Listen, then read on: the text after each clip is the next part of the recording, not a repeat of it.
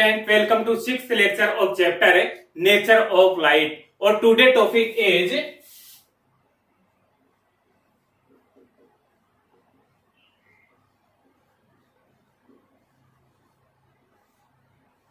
Diffraction.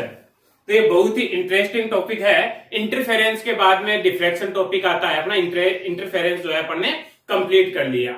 तो diffraction को start करें इससे पहले आप वीडियो को लाइक कर दीजिए और चैनल को अगर आपने सब्सक्राइब नहीं किया है तो चैनल को सब्सक्राइब करके बेल आइकन दबा दीजिए ताकि आगे आने वाले वीडियो की नोटिफिकेशन आपको मिलती रहे। तो चलो डिफ्रैक्शन स्टार्ट करते हैं अपन। तो डिफ्रैक्शन स्टार्ट करने से पहले अपन एक छोटा सा एक्सपेरिमेंट करते हैं। तो अपन ने क्या एक्सपेरिमेंट किया, अपन ने लाइट को जो है एक अपर्चर से पास किया इस तरह से। ये अपने पास में अपर्चर है,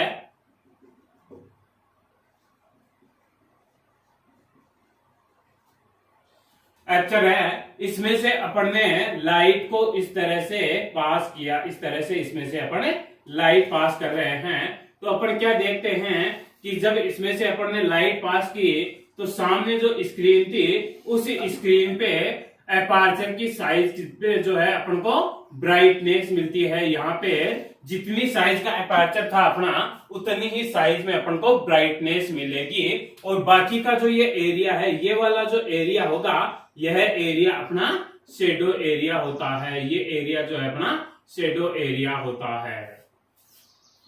और इतनी दूर में जो है अपन को ब्राइट मिलती है,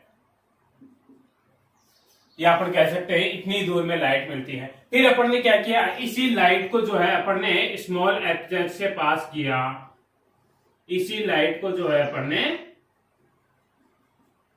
स्मॉल एपर्चर से पास किया।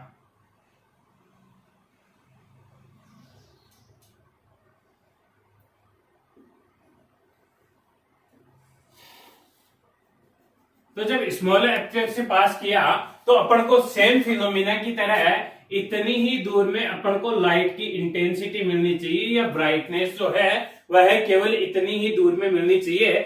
शेष पार्ट जो है वह शेडो मिलना चाहिए। लेकिन प्रैक्टिकली अपन क्या देखते हैं कि अपन को लाइट की इंटेंसिटी जो है वह एपर्चर की ज्यादा साइज में मिलती है। लाइट की इंटेंसिटी जो है अपन को वह इतनी दूर में लाइट की इंटेंसिटी मिलती है, जबकि एपर्चर की साइज जो है वह इतनी है। तो ज्यादा एरिया में जो है अपन को लाइट मिली। तो ज्यादा एरिया में लाइट मिली तो अपन ने क्या बोला कि अपन ने कहा कि ये लाइट वेव जो थी यह इस एपर्चर के कॉर्नर से इस तरह से बेंड हो गई थी और इस तरह से बेंड होकर के इस शेडो एरिया में पहुंच जाती है।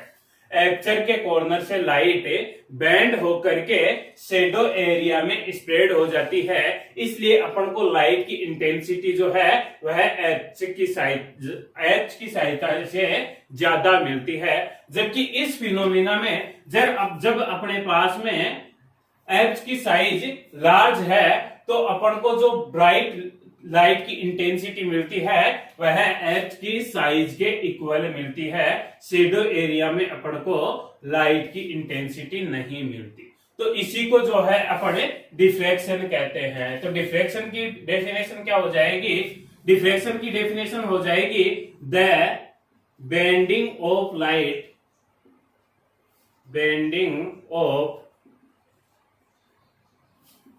Light wave from the corner of Earth and spread in shadow area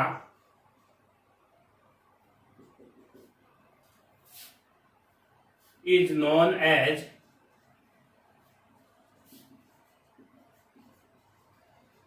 diffraction. तो ये जो फिनोमिना है कि लाइट जो है वह एच के कॉर्नर से बेंड हो करके शेडो एरिया में स्प्रेड हो जाती है, इसी फिनोमिना को अपने लाइट का डिफ्रैक्शन कहते हैं। तो चलो इसी को लाइट का डिफ्रैक्शन कहते हैं। तो आप कहोगे कि सर यहाँ पे फिर इस केस में लाइट का डिफ्रैक्शन क्यों नहीं हुआ, यहाँ पे लाइट जो है वो शेडो एरिया में क्यों नहीं स्प्रेड हुई? तो इसके लिए डिफ्रैक्शन की कंडीशन दी गई कि यहां पे लाइट का डिफ्रैक्शन हो गया, लेकिन यहां पे लाइट का डिफ्रैक्शन क्यों नहीं हुआ। तो इसी रीजन को अपन पढ़ते हैं नेक्स्ट। तो अब अपन देखते हैं causes of reason of diffraction या कंडीशन ऑफ डिफ्रैक्शन। तो डिफ्रैक्शन की देखो कंडीशन क्या है, क्या कंडीशन है, कब डिफ्रैक्शन होगा और कब डिफ्रैक्शन नहीं होगा। तो वो कंडीशन अब अपन स्टडी करते हैं। तो देखो कंडीशन क्या है, कंडीशन ये है कि डिफ्रैक्शन होने के लिए जो एपर्चर है अपना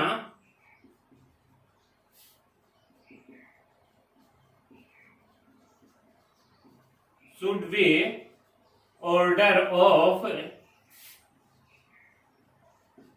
wavelength of wave। डिफ्रैक्शन के लिए क्या कंडीशन है कि अपने पास में जो एपर्चर है उस एपर्चर की साइज वेव की वेवलेंथ की ऑर्डर की होनी चाहिए। एपर्चर की साइज वेव की वेवलेंथ की ऑर्डर की होनी चाहिए। देखो यहां पे जब एपर्चर लार्ज है तो यहां से लाइट जो है वह रे के पास में स्ट्रेट फॉरवर्ड पास हो जाती है, लाइट बेंड नहीं होती है, रे ऑप्टिक्स की तरह सीधी पास हो जाती है, स्ट्रेट पास हो जाती है। लेकिन जब अपन ने साइज कम कर दी, साइज कितनी कम कर दी, अपन ने साइज को इतना ज्यादा कम कर दिया कि अब ये जो साइज है अपने पास में, यह साइज ये आने वाली वेव की वेवलेंथ की ऑर्डर की है। अगर उसी के आसपास साइज होगी, जितनी वेव की वेवलेंथ है उसके अप्रोक्सीमेट इक्वल साइज होगी, तो ये लाइट जो है, ये लाइट यहां कॉर्नर से इस तरह से बैंड हो जाती है और बैंड होकर के शैडो एरिया में स्प्रेड हो जाती है, जिसको अपन डिफ्रैक्शन कहते हैं। तो डिफ्रैक्शन की क्या कंडीशन हो गई, aperture size should be order of wavelength of wave. इस एपर्चर की साइज कितनी होनी चाहिए, वेव की वेवलेंथ के इक्वल होनी चाहिए, वेव की वेवलेंथ के अप्रोक्सीमेट इक्वल होनी चाहिए, जिसको अपन बोल सकते हैं कि एपर्चर की साइज जो है वह वेव की वेवलेंथ की ऑर्डर की होनी चाहिए। ठीक है, तो ये था अपना डिफ्रैक्शन। तो अपन ने डिफ्रैक्शन पढ़ा और डिफ्रैक्शन की कंडीशन पढ़ी कि कब डिफ्रैक्शन होगा और कब डिफ्रैक्शन नहीं होगा। इसी को आगे कंटिन्यू करते हुए अपन नेक्स्ट पढ़ते हैं कि अपने पास में जो साउंड वेव होती है और लाइट वेव होती है, उनमें से साउंड वेव का डिफ्रैक्शन हो जाता है लेकिन लाइट वेव का डिफ्रैक्शन नहीं होता। तो इसी क्वेश्चन का आंसर पढ़ते हैं अपन। तो नेक्स्ट जो है उसको एक क्वेश्चन के रूप में स्टडी करते हैं। क्वेश्चन है अपना sound wave are diffracted but light wave are not diffracted।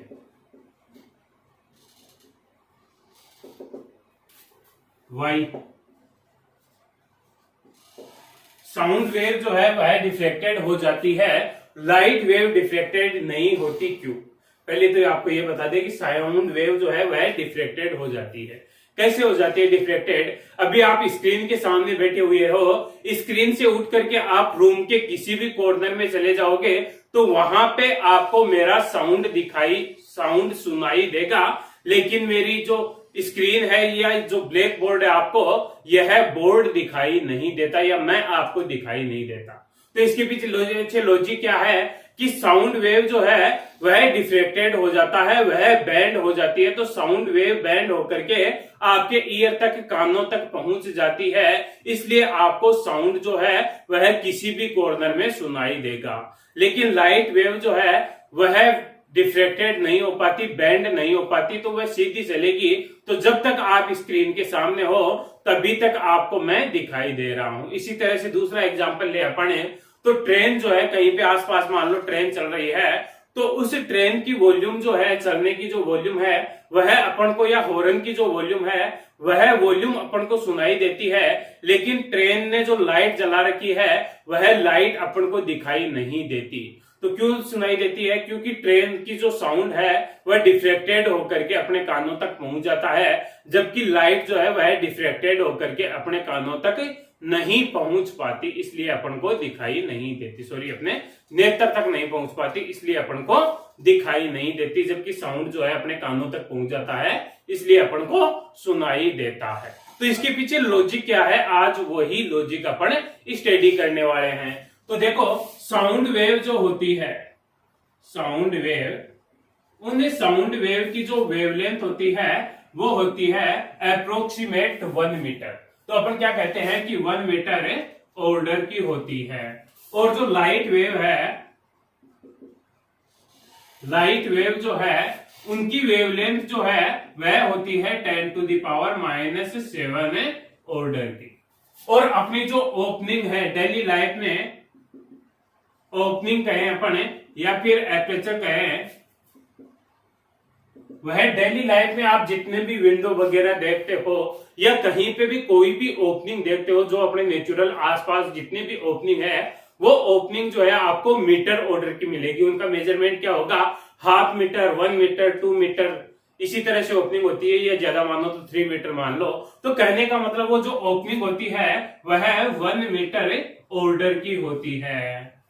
तो अब यहां से देखो डिफ्रैक्शन की कंडीशन लगाए, तो डिफ्रैक्शन की कंडीशन से किसका डिफ्रैक्शन होगा, जिनकी वेवलेंथ जो है वह एपर्चर की साइज की है। तो किसकी वेवलेंथ है एपर्चर की साइज की, साउंड वेव की वेवलेंथ जो है वह एपर्चर की साइज की है। इसलिए साउंड वेव जो है वह डिफ्रैक्टेड हो जाती है। जबकि लाइट वेव की वेवलेंथ जो है वह नेचुरल अपनी जितनी भी ओपनिंग है उनसे बहुत ही ज्यादा कम है। अगर आपको लाइट को डिफ्रैक्टेड देखना है तो इस साइज का आपको होल करना पड़ेगा और उस होल से अपन को लाइट पास करनी पड़ेगी। मतलब आपने आलपिन से जो होल किया है उससे भी छोटी कम साइज का होल होना चाहिए। उससे भी कम साइज का होल होगा तो आप लाइट का डिफ्रैक्शन देख सकते हो। तो ये रीजन था अपना। तो बात समझ में आई कि साउंड वेव क्यों डिफ्रैक्टेड हो जाती है और लाइट वेव क्यों डिफ्रैक्टेड नहीं होती।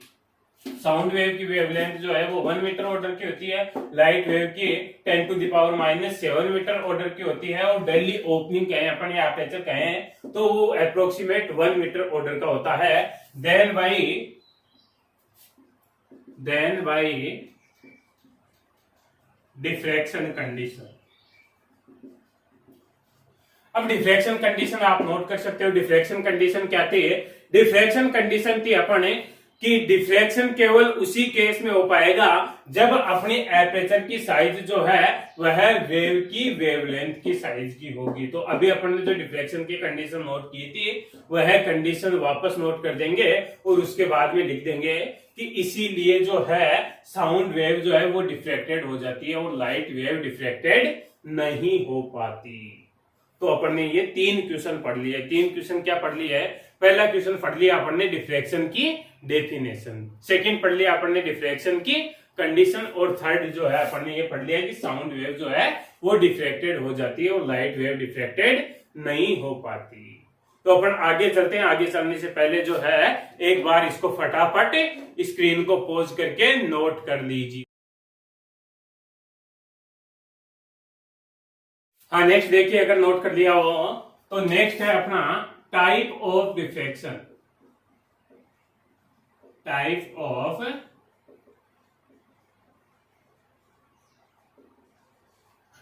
देखो डिफ्रैक्शन जो है वह 2 टाइप्स का होता है। एक होता है फ्रेनेल डिफ्रैक्शन और एक होता है फ्राउनहोफर डिफ्रैक्शन। दोनों को अपन बेसिक देखते हैं, फिर फ्राउनहोफर डिफ्रैक्शन जो है उसकी अपन डिटेल से स्टडी करेंगे। तो पहला डिफ्रैक्शन देखते हैं पहले, फ्रेनेल डिफ्रैक्शन।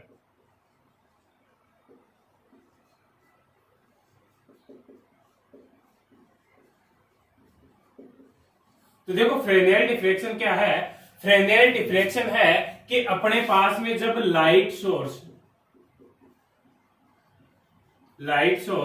एंड स्क्रीन बोल सकते हैं, या जो पैटर्न देख रहे हैं अपन वहां पे ऑब्जर्वर भी हो सकता है, आर लिमिटेड डिस्टेंस फ्रॉम,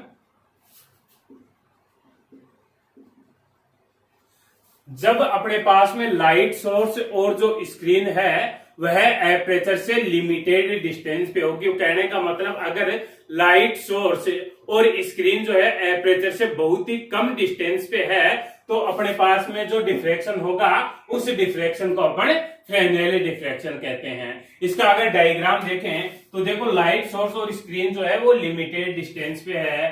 तो ये जो है अपन ने एक लाइट सोर्स ले लिया, इस तरह से अपन ने एक लाइट सोर्स ले लिया, ये लो लाइट सोर्स हो गया। इस लाइट सोर्स के पास में यहाँ पे जो है अपने पास में यह एपरेचर हो गया। इस लाइट सोर्स से जो है लाइट जो है इस तरह से स्फेरिकल या फिर अपन कहें सिलेंड्रिकल वेव फ्रंट के रूप में पास हो रही है। इस तरह से लाइट पास हो रही है, इस तरह से।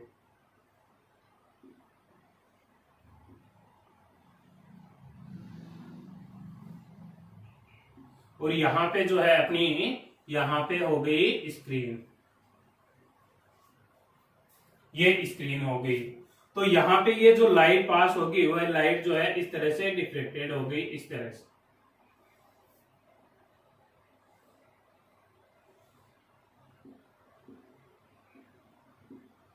तो यहां पे ये डिफ्लेक्टेड लाइट जो है, ये डिफ्लेक्टेड लाइट जो है वह लाइट भी सिलेंड्रिकल या फिर स्फेरिकल वेव फ्रंट के रूप में ट्रेवल कर रही है। तो ये हो गई अपनी स्क्रीन, या यहीं पे कह सकते हैं अपन ऑब्जर्वर कह सकते हैं। ये जो है अपना एपरेचर हो गया, ये अपने पास में लाइट सोर्स हो गया, और ये जो है अपने पास में इंसिडेंट लाइट हो गई।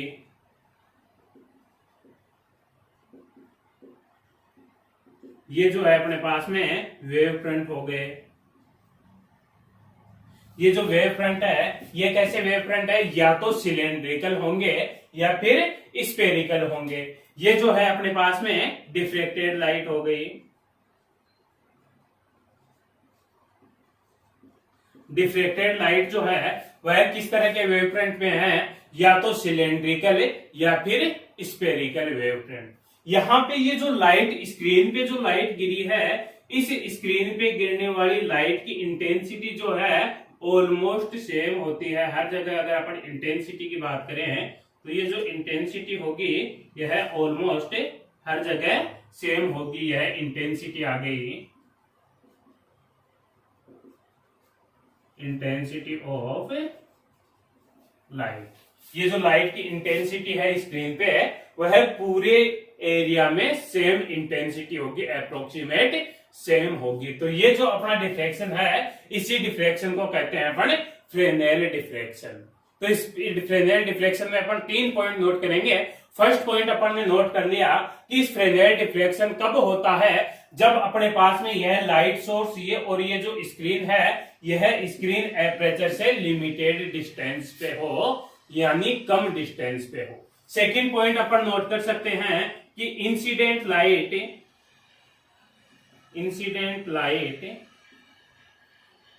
And deflected light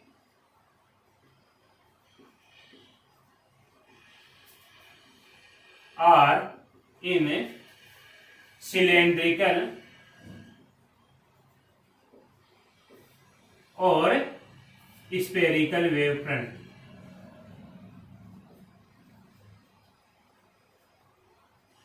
second point हो गया अपने पास में जो ये इंसिडेंट लाइट है और ये जो डिफ्रेक्टेड लाइट है, ये लाइट या तो सिलेंड्रिकल या फिर स्फेरिकल वेव फ्रंट के रूप में होगी। और थर्ड पॉइंट अपन नोट कर सकते हैं कि लाइट की जो इंटेंसिटी होगी वह पूरे एरिया में अप्रोक्सीमेट सेम होगी। लाइट की जो इंटेंसिटी होगी पूरे एरिया में अप्रोक्सीमेट सेम होगी। तो ये था अपना फ्रेनेल डिफ्लेक्शन। एक बार डायग्राम आपको क्लियर याद होना चाहिए। डायग्राम को देख करके डायग्राम बना करके फिर डायग्राम से आप जो है तीनों पॉइंट नोट कर सकते हो। तो बात समझ में आई फ्रेनेल डिफ्लेक्शन। अगर बात समझ में आई तो फर्स्ट फ्रेनेल डिफ्लेक्शन को नोट करो, फिर अपन आगे बढ़ते हैं। कर दिया हो तो नेक्स्ट है अपना सेकेंड जो डिफ्लेक्शन है वो है फ्राउनहोफर।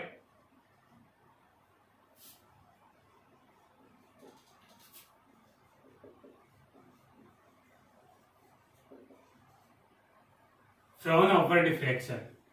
सेकेंड जो है अपना वो है फ्राउनहोफर डिफ्लेक्शन। तो देखो फ्राउनहोफर डिफ्लेक्शन क्या होता है। फ्राउनहोफर डिफ्लेक्शन होता है जब अपने पास में light source and screen are far away from aperture. जो अपना एपर्चर है उससे लाइट सोर्स और स्क्रीन जो है वो बहुत ही ज्यादा डिस्टेंस पे है। अब देखो जब लाइट सोर्स बहुत ज्यादा डिस्टेंस पे होता है, ये अपन ने लाइट सोर्स मान लिया, ये जो है अपने पास में ये क्या है, अपने पास में लाइट सोर्स है, और यहाँ पे जो है अपन ने एपर्चर मान लिया, ये जो है अपन ने एपर्चर मान लिया, ये लो एपर्चर मान लिया, ये अपने पास में एपर्चर हो गया, और यहां पे जो है अपने पास में ये स्क्रीन हो गई।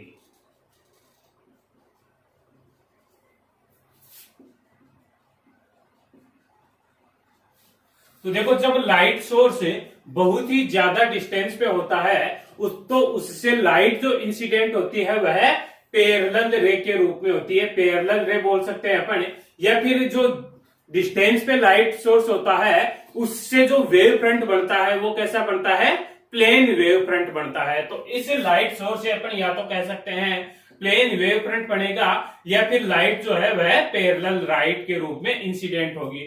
तो प्लेन वेव फ्रंट बनाने के लिए या plane incident parallel light incident करने के लिए अपन इस लाइट सोर्स के आगे जो है एक कॉन्वेक्स लेंस पुट डाउन कर देते हैं। ये जो है अपन ने एक कॉन्वेक्स लेंस ले लिया, और इस कॉन्वेक्स लेंस के फोकल पे अपन ने यह लाइट सोर्स पुट डाउन कर दिया, लाइट सोर्स।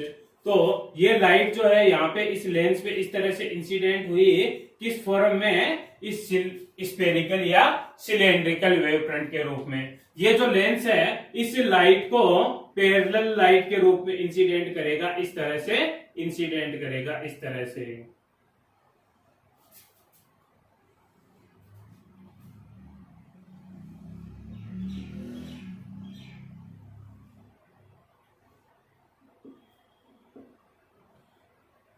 इस तरह से ये जो है लाइट सोर्स अपने पास में लाइट को इंसिडेंट करेगा। तो यहाँ पे देखो ये यहाँ पे क्या बन रहा है अपने पास में, यहाँ पे अपने पास में प्लेन वेव फ्रंट बन रहा है। ये क्या हो गया, प्लेन वेव फ्रंट हो गया। ये क्या हो गई अपने पास में, इंसिडेंट लाइट हो गई। और यहाँ पे क्या होता है, यहां से ये लाइट जो है इस पैरेलल लाइट को वापस स्क्रीन पे फोकस करने के लिए यहाँ पे भी अपन एक कॉन्वेक्स लेंस यूज में ले लेते हैं। तो यहाँ पे भी अपन ने एक L2 जो है वो कॉन्वेक्स लेंस यूज में ले लिया। तो ये कॉन्वेक्स लेंस क्या करता है, इस लाइट को इस तरह से फोकसित कर देगा, इस तरह से फोकस कर देगा इस लाइट को, और ये लाइट जो है यहाँ से इस तरह से डिफ्रेक्टेड भी हो जाएगी, इस तरह से डिफ्रेक्टेड होगी तो ये यहाँ पे इनको फोकस कर देगा।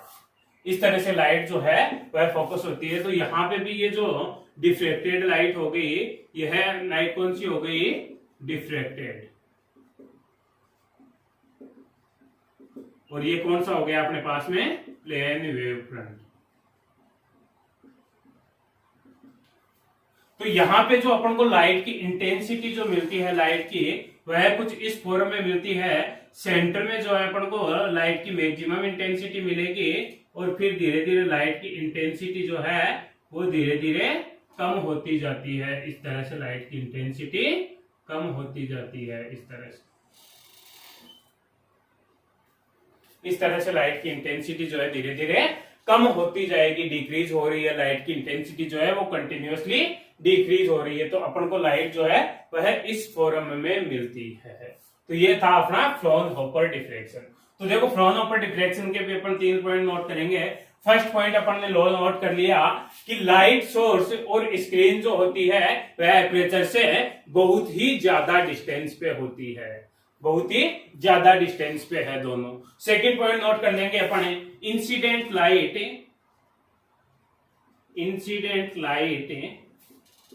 And diffracted light diffracted light जो होगी वो इंसिडेंट लाइट है, और डिफ्रेक्टेड लाइट जो है वो प्लेन वेव फ्रंट के रूप में होगी। कैसा वेव फ्रंट होगा? प्लेन वेव फ्रंट होगा। और थर्ड पॉइंट क्या हो जाएगा? सेंटर में लाइट की इंटेंसिटी जो है वो मैक्सिमम होगी। Maximum intensity at centre and continuous decrease. Continuously है, दोनों तरफ जो है वो लाइट की इंटेंसिटी डिक्रीज होती जाएगी। दोनों तरफ लाइट की इंटेंसिटी कंटिन्यूअस रूप से डिक्रीज होती जाएगी। तो ये था अपना फ्रॉनहोफर डिफ्रैक्शन था। तो अपन ने आज तीन चीजें पढ़ी।